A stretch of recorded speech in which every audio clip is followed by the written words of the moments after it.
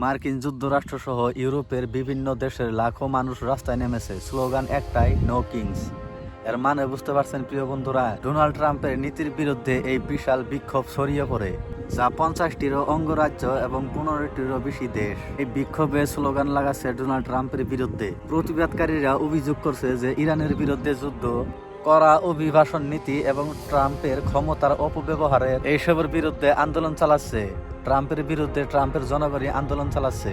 আরও ইউরোপিয়ান 15টা দেশের বেশি জনগণ রয়েছে এই আন্দোলনের মধ্যে সামিল হয়েছে। 3000-এরও বেশি জায়গায় এই বিক্ষোভ একসাথে হয়েছে, যার সাম্প্রতিক সময়ে সবচেয়ে বড় আন্দোলন গণনা করা হচ্ছে এটিকে। অনেকের মতে এটা শুধু একটা আন্দোলন নয়, বরং গণতন্ত্র রক্ষার লড়াই। এখন কি ইরানে কি যুক্তরাষ্ট্র পুরোপুরিভাবে আক্রমণ চালাবে, নাকি শুধু গোপন বিশেষ অভিযান? এই প্রশ্ন এখন বিশ্বজুড়ে আলোচনার কেন্দ্র হয়ে দাঁড়িয়ে গেছে। যুক্তরাষ্ট্র ইরানের বিরুদ্ধে বিভিন্ন সামরিক পরিকল্পনা তৈরি করতেছে। রিপোর্ট অনুযায়ী তারা 2 ধরনের অপশন বিবেচনা করছে।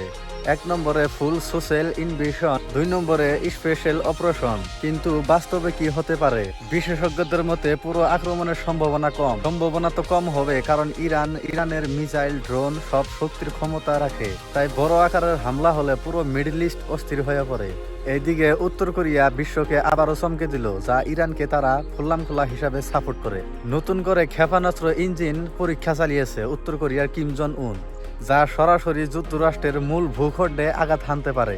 এটি মূলত ইন্টারকন্টিনেন্টাল ব্যালিস্টিক মিসাইল। এই পুরো প্রকল্পের নেতৃত্ব রয়েছেন কিম জন উনের। তিনি দাবি করেছেন যে দেশের প্রতিরক্ষা শক্তি আরো শক্তিশালী করা হচ্ছে। এই ধরনের মিসাইল হাজার হাজার কিলোমিটার দূরে থাকা লক্ষ্যবস্তুতে আঘাত হানতে পারে, যার মধ্যে রয়েছে ইউনাইটেড স্টেট, যুক্তরাষ্ট্র। মিস্টার ডোনাল্ড ট্রাম্প, ইসরায়েলের চামচা, তোমার এখন দম আছে তো কিম জন উনকে কিছু বলে দেখাও তো। তুমি কিম জন উনের বিরুদ্ধে কিছু বলতে পারবে না, কারণ তুমি যদি কিছু বলো তাহলে জাপানের উপরে ডাইরেক্ট নিউক্লিয়ার ওয়েপন হিট করে দিবে। আর জাপানে হলো তোমাদের সৈনিক আড্ডা আছে, সৈনিক ঘাঁটি আছে, এই ঘাঁটিগুলো পুরো জ্বালিয়ে খাড় করে দিবে। সেই কারণে ভয়ে তুমি কিম জন উনকে কিছু বলতে পারো না। কিম জন উন আগে বলে রেখেছে ডোনাল্ড ট্রাম্প তুমি কি পাগল, তার চেয়ে বড় পাগল হইলো কিম জন উন। সো ডোনাল্ড ট্রাম্প, তুমি কিম জন উনের সাথে পাগলামি করে পারবে না। এই ঘটনার পর দক্ষিণ কোরিয়া, জাপান সহ অনেক দেশ উদ্বেগ প্রকাশ করেছে। তো এই ভিডিওটা এই পর্যন্ত শেষ। আশা করি এমন ধরনের আপডেট আগে পাইতে আমার চ্যানেলটিকে সাবস্ক্রাইব করুন এবং ভিডিওটি ভালো লাগলে একটি লাইক করুন। আপনার মতামত কমেন্ট বক্সে জানিয়ে যান।